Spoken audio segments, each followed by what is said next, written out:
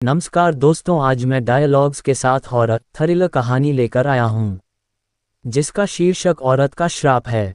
आशा करता हूँ ये कहानी आप लोगों को पसंद आएगी। मुंबई शहर में रोज की तरह भीड़ भाड़ थी, लेकिन रवि और पूजा के लिए ये दिन खास था। वे अपनी जिंदगी के एक नए अध्याय की शुरुआत करने जा रहे थे। रवि, जो एक युवा और प्रतिभाशाली आर्किटेक्ट था, उसे हाल ही में एक बड़ा प्रोजेक्ट मिला था। इस प्रोजेक्ट में उसे एक दूरदराज के गांव में एक लग्जरी रिजॉर्ट का डिज़ाइन और निर्माण करना था। ये प्रोजेक्ट उसके करियर के लिए एक बड़ा अवसर था, लेकिन इसके साथ ही कुछ चिंताएं भी थीं। रवि अपने ऑफिस में बैठा था जब उसे इस प्रोजेक्ट के बारे में खबर मिली। उसकी आंखों में चमक आ गई थी, क्योंकि यह मौका उसे बहुत दिनों से तलाश था। लेकिन जैसे ही उसने पूजा को इस बारे में बताया, उसकी प्रतिक्रिया थोड़ी अलग थी। पूजा, तुम्हें पता है, मुझे एक बहुत बड़ा प्रोजेक्ट मिला है। यह हमारे लिए एक शानदार मौका है। क्या ये वही प्रोजेक्ट है जो उस दूर के गांव में है? मैंने सुना है वहाँ के लोग बहुत अजीब है और वहाँ कुछ गलत भी है। अरे ये सब अफवाह होती हैं। गांव के लोग बस थोड़े पुराने ख्याल के होते हैं। हमें बस अपना काम करना है और वापस आना है।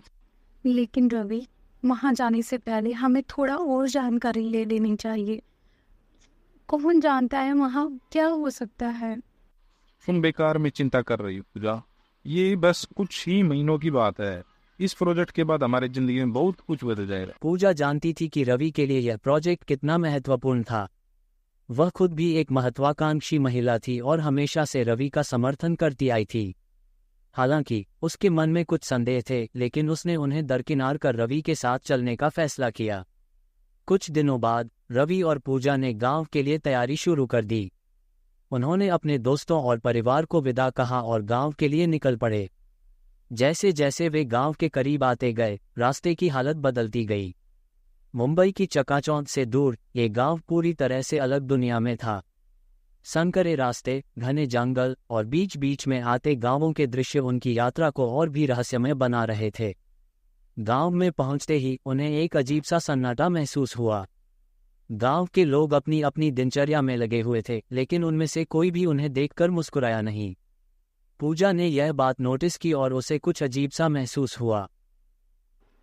रवि, ये लोग इतने अजीब क्यों हैं? कोई भी हमें देखकर खुश नहीं लग रहा। तुम फिर से चिंता कर रही हो पूजा। यह बस इन लोगों की आदत होती है। बड़े शहरों की तरह यहाँ हर कोई मुस्कुराता नहीं। रवि और पूजा ने गांव के केंद्र में एक छोटा सा घर किराए पर लिया, जहां वे अगले कुछ महीनों के लिए रहेंगे। घर बहुत साधारण था, लेकिन उसमें गांव की सादगी और शांति थी। पूजा ने घर को सजाने की कोशिश की, लेकिन उसे वहां की उदासीनता से परेशानी होने लगी। अगले दिन रवि अपने प्रोजेक्ट पर काम करने के लिए निकला। उसने गांव के सरपंच से मुलाकात की, जो कि गांव के सबसे पुराने और प्रतिष्ठित व्यक्ति थे। सरपंच ने रवि का स्वागत किया, लेकिन उसके चेहरे पर गंभीरता थी। बाबूजी, आप बड़े शहर से आए हो। यहाँ की जमीन और लोग अलग हैं। आपको हमारे रीति रिवाजों का ध्यान रखना होगा। मैं समझता हूँ कि आप लोग इस जगह के बारे में बहुत कुछ जानते हैं, लेकिन मैं एक आर्किटेक्ट हूँ। मैं यहाँ सिर्फ अपना काम करने आया हूँ।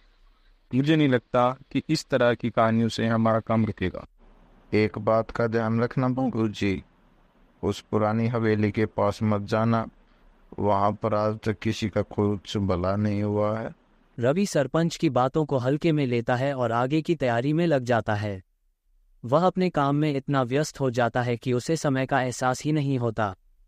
पूजा भी गांव के वातावरण में खुद को ढालने की कोशिश करती है, लेकिन वह अकेलापन और गांव की उदासी उसे अंदर से परेशान करने लगती है। एक शाम रवि जब काम से घर लौटता है, तो पूजा उसे अपने अनुभवों के बारे में बताती है। रवि, आज मैंने गांव के औरतों से बात करने की कोशिश की थी, लेकिन उन्होंने मुझसे दूरी बनाए रखी। यहाँ कुछ तो है जो सही नहीं लगता। तुम बहुत सोचती हो पूजा। शायद यहाँ के लोग बस हमसे घुलने मिलने के लिए समय ले रहे हैं। कुछ दिनों में सब ठीक हो जाएगा। लेकिन पूजा के मन में वह अनहोनी का एहसास बना रहता है। वह हर रात अपने सपनों में अजीब सी परछाइयों को देखती है, जो हवेली की तरफ इशारा करती हैं।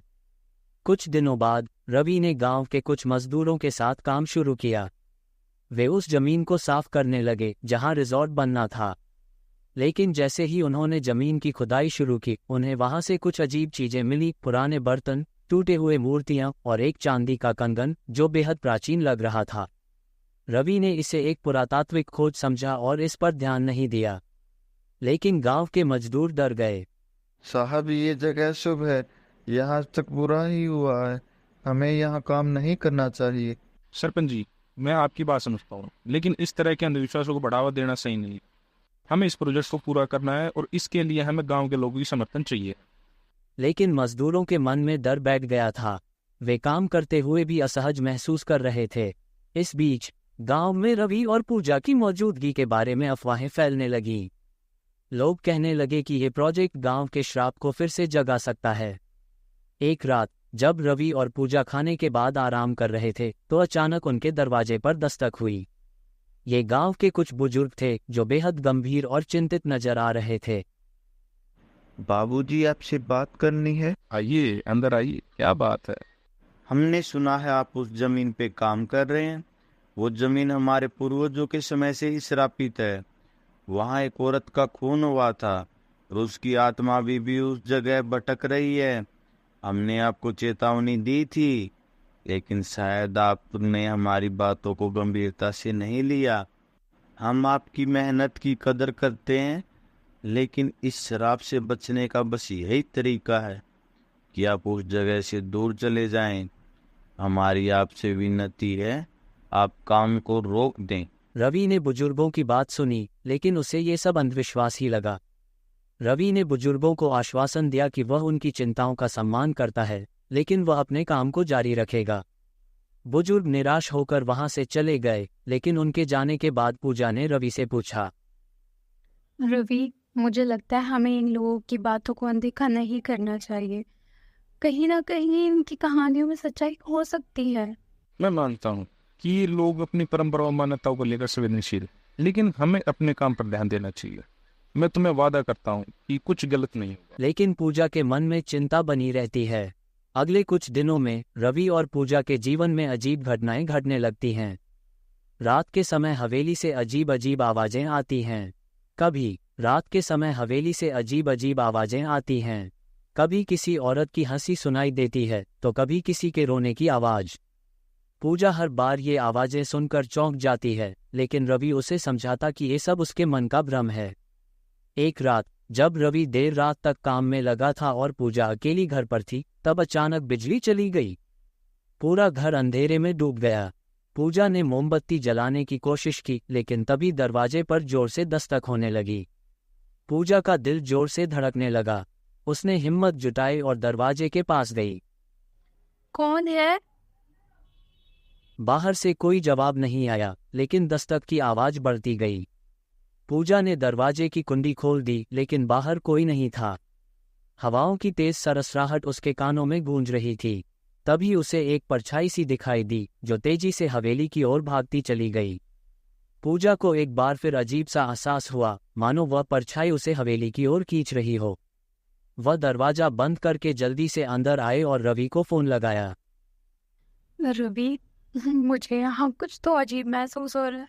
तुम प्लीज जल्दी घर वापस आ जाओ, प्लीज। पूजा, मैं कुछ ही देर में घर आ रहा हूँ, तुम डर मत। बस दरवाजे और खिड़कियां बंद कर लो, मैं आकर सब देख लूंगा। रवि जल्द ही घर लौट आया, लेकिन उसे कुछ भी असामान्य नहीं लगा। उसने पूजा को समझाया कि ये सब उसके मन के डर हैं और शायद गांव के बुजुर्गों की कहानियों का असर है। देखो पूजा, कुछ नहीं है, ये बस अंधेरे और सन्नाटे का असर है। गाँव के लोग हमें डराना चाहते ताकि हम यहाँ से चले जाए, लेकिन हमें हिम्मत नहीं आनी चाहिए। सरपंच जी, कुछ मजदूर काम छोड़कर चले गए हैं। हम चाहते हैं कि गांव के लोग इस प्रोजेक्ट में हमारी मदद करें। आखिरकार यह रिजोर्ट गांव के लिए भी फायदेमंद होगा। सरपंच गंभीरता से सुनता है, लेकिन उसके चेहरे पर चिंता की लकीरें साफ दिखाई देती हैं। बाबूजी, मैंने आपको पहले ही चेतावनी दी थी, यह गांव श्रापित है। उस हवेली के पास जाने वालों में से कोई जिंदा नहीं बचा है। लेकिन अगर आप गांव वालों से मदद चाहते हो, तो आपको उनकी मान्यता और परंपराओं का सम्मान करना होगा। सरपंच जी, मैं आपकी बात समझता हूँ, लेकिन इस तरह के अंधविश्वासों को बढ़ावा देना सही नहीं है। हमें इस प्रोजेक्ट को पूरा करना है और इसके लिए हमें गांव के लोगों की समर्थन चाहिए है। ठीक है, मैं कुछ गांव वालों से बात करता हूँ, लेकिन याद रखें, अगर कुछ भी गलत होता है तो इसके लिए आप जिम्मेदार होंगे। रवि ने सरपंच की बातों को गंभीरता से नहीं लिया, लेकिन पूजा के मन में डर और बढ़ गया। 2 दिन बाद काम फिर से शुरू हो गया। इस बार गांव के कुछ युवा भी प्रोजेक्ट में शामिल हुए, लेकिन जैसे जैसे खुदाई का काम आगे बढ़ा, अजीब अजीब घटनाएं होने लगीं।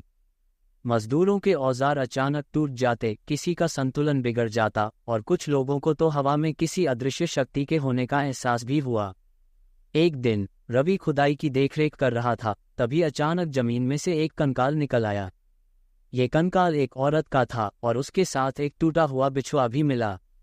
ये देखकर सभी मजदूर डर गए और काम छोड़कर भाग गए। साहब, हम यहाँ काम नहीं कर सकते, यह जगह श्रापित है, हमें माफ करें, हम यहाँ से जा रहे हैं। रवि ने मजदूरों को समझाने की बहुत कोशिश की, लेकिन वे नहीं माने। आखिरकार रवि ने खुदाई का काम रोकने का फैसला किया और उस कंकाल को वापस जमीन में दफन करवा दिया। रात को जब रवि घर लौटा तो पूजा ने उसे बताया कि गांव में इस घटना के बारे में अजीब अजीब बातें फैलाई जा रही हैं। रवि, जानते हो, आज गांव की औरतों ने मुझे बताया कि वो कंकाल उसी औरत का हो सकता है जिसे उस हवेली में उस रात मारा गया था। लोग कह रहे थे कि उसकी आत्मा आज भी यहाँ भटक रही है और यह श्राप उसी का नतीजा है। यह सब बकवास है पूजा, ये लोग बस हमें डराना चाहते हैं, हमें इस पर ध्यान नहीं देना चाहिए। लेकिन पूजा के मन में शक और डर का साया अब और भी गहरा हो गया था। उसने रवि को समझाने की कोशिश की कि उन्हें प्रोजेक्ट को रोक देना चाहिए, लेकिन रवि नहीं माना। नहीं, यहाँ क्या काम है? क्या तुम्हें मौत से डर नहीं लगता? रवि ने उस औरत से कुछ कहने की कोशिश की, लेकिन उसकी आवाज नहीं निकल पाई। वह औरत धीरे धीरे उसके करीब आए और उसकी आंखों में झांकते हुए बोली, तुम मुझे रोक नहीं सकते, मैं इस जगह से हमेशा से जुड़ी हूँ।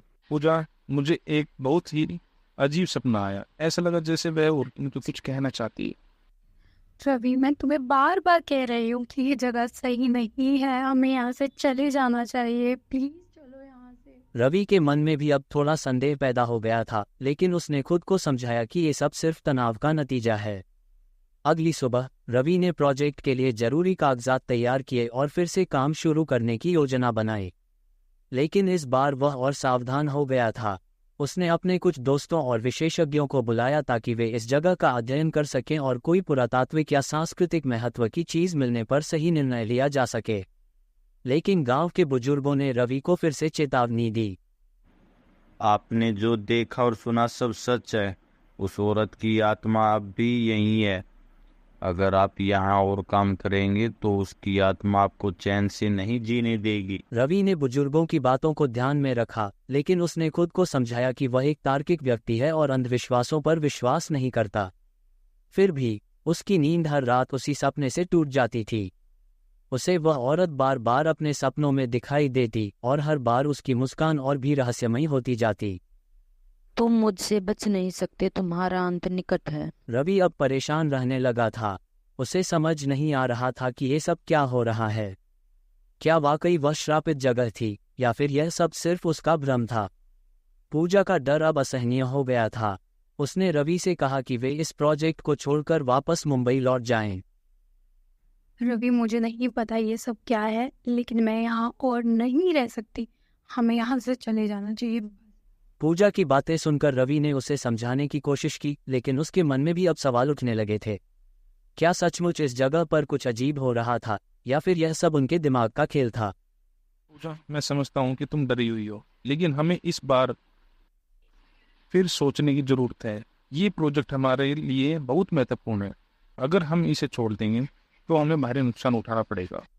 रवि, मैं जानती हूँ कि ये प्रोजेक्ट हमारे लिए बहुत इम्पोर्टेंट है, लेकिन क्या ये हमारी लाइफ से भी ज़्यादा इम्पोर्टेंट है? मैं नहीं चाहती कि हमारे साथ कुछ भी गलत हो, सो प्लीज़ तुम यहाँ से चलने के लिए मान जाओ। रवि ने पूजा की बातों को गंभीरता से लिया और अगले दिन गांव के पंडित जी से मिलने का फैसला किया। वह जानना चाहता था कि आखिर इस हवेली के बारे में क्या सच है और क्या इस सब का कोई समाधान हो सकता है। अगली सुबह रवि और पूजा गांव के पंडित जी के पास गए। पंडित जी एक बुजुर्ग और ज्ञानी व्यक्ति थे, जिन्होंने गांव के इतिहास और परंपराओं के बारे में गहरी जानकारी रखी थी। बाबूजी, मैं जानता था कि आप एक दिन मेरे पास जरूर आएंगे। पंडित जी बताते हैं कि यह कहानी करीब 100 साल पुरानी है। इस गांव में रुक्मिणी नाम की एक सुंदर और स्वाभिमानी लड़की रहती थी। उसकी सुंदरता की चर्चा आसपास के सभी गांव में होती थी। लेकिन उसकी जिंदगी तब बदल गई जब गांव के शक्तिशाली जमींदार विक्रम सिंह ने पहली बार उसे देखा। वह एक मेले का दिन था जहां गांव के सभी लोग जुटे थे। रुक्मिणी भी अपनी सहेलियों के साथ आई हुई थी। जमींदार की निगाहें रुक्मिणी पर पड़ी और उसने तुरंत ही मन बना लिया कि वह उसे हासिल करेगा, चाहे जो भी हो। वह घोड़े पर सवार होकर रुक्मिणी के पास गया और बिना किसी संकोच के अपनी वासना भरी नजरों से रुक्मिणी को देखता रहा। अरे वाह, ये तो कोई परी लगती है। इतनी सुंदर, इतनी भोली सूरत। इसे तो मेरी हवेली की रानी बनना चाहिए। रुक्मिणी ने जमींदार की इन बातों को नजरअंदाज कर दिया और जाने लगी। लेकिन जमींदार ने उसे रोक लिया और उसका हाथ पकड़ लिया। ए लड़की, ये नखरे मुझे मत दिखा। चुपचाप मेरे साथ हवेली चल, तुझे मैं अपनी रानी बना कर रखूंगा। छोड़ दो मेरा हाथ, मैं तुम्हारी कोई दासी नहीं हूँ। तुम जो चाहो वह नहीं पा सकते। मेरे पास आकर मुझे अपनी चीज समझने की गलती मत करो। लड़की, तूने विक्रम सिंह की बेइज्जती की है। फड़फड़ा ले जितना फड़फड़ाना है, लेकिन मुझसे नहीं बच पाएगी। रुक्मिणी ने जमींदार की बातों को गंभीरता से नहीं लिया और अपने घर चली गई। लेकिन जमींदार ने अपनी हार मानने का नाम नहीं लिया। उसने रुक्मिणी के माता पिता को पैसे देकर उन्हें अपनी तरफ कर लिया। माँ बाप आप समझते क्यों नहीं? जमींदार अच्छा आदमी नहीं है, वह एक राक्षस है। उसने मेरी इज्जत पर हाथ डालने की कोशिश की थी। आखिरकार माता पिता ने जमींदार के दबाव आकर रुक्मिणी को जमींदार के हवाले कर दिया। उन्होंने रुक्मिणी सारी बातें अनसुनी कर दी और उसे हवेली भेज दिया। हवेली पहुंचते ही जमींदार ने रुक्मिणी के साथ वो सब किया जो उसने सोचा था। सबसे पहले उसने रुक्मिणी की चूड़ियां उतार कर उसे बेड़ियों में जकड़ दिया। रुक्मिणी को कैद कर लिया गया और उसके साथ अमानवीय अत्याचार किए जाने लगे। तूने मेरी बेइज्जती की है, मेरी। इसका अंजाम तो तुझे भुगतना पड़ेगा। रुक्मिणी को हर दिन कोड़े मारे जाते थे और जमींदार उसकी आत्मा और शरीर को तोड़ने की कोशिश करता था। वह उसके साथ जबरदस्ती अपनी वासना पूरी करता था और रुक्मिणी के पास कोई चारा नहीं बचा था। एक दिन जमींदार ने गांव के सभी लोगों को अपनी हवेली में बुलाया और उनकी मालकिन से मिलवाने का ऐलान किया। गांव वालों, आज तुम सब देख लो। जिसको मैं चाहता हूँ उसको चाहता हूँ, लेकिन अगर जो मैंने उससे नफरत कर ली तो उसको फिर मैं ऐसे ही तड़पाता हूँ। गांव वाले हवेली में इकट्ठे हो गए। हवेली अंदर से फटे कपड़ों में, खून से लथपथ और बेड़ियों में जकड़ी हुई रुक्मिणी को देखकर सबके होश उड़ गए। उसकी हालत देखकर हर किसी की आंखों में आंसू आ गए। जमींदार ने फिर रुक्मिणी को बहुत मारा। तुम सब ने मुझे मरने दिया। तुम्हारी शिकायत ने इस राक्षस को ताकत दी। मैं तुम्हें श्राप देती हूँ कि तुम सब कभी खुश नहीं रह सकोगे, और विक्रम सिंह, तुम्हारी मौत तो मेरे ही हाथ हो। लेकिन वहां मौजूद कोई भी गांव वाला रुक्मिणी की मदद करने की हिम्मत नहीं जुटा सका। सभी ने अपनी नजरें झुका ली और वहां से खिसकने लगे। उनकी कमजोरी ने रुक्मिणी की मौत की पटकथा लिख दी। रुक्मिणी ने पीड़ा और अपमान में दम तोड़ दिया, लेकिन मरते वक्त उसने गांव वालों और जमींदार को श्राप दे दिया। रुक्मिणी की आत्मा ने गांव पर श्राप डाल दिया और वह हवेली में जमींदार से बदला लेने के लिए भटकती रही। आखिरकार उसने जमींदार की भी वही हालत कर दी जो उसकी हुई थी। इस तरह रुक्मिणी की आत्मा ने अपना बदला लिया, लेकिन गांव पर उसका श्राप आज भी बना हुआ है, जो उस दिन से गांव के हर घर में दुख और त्रासदी का कारण बनता है।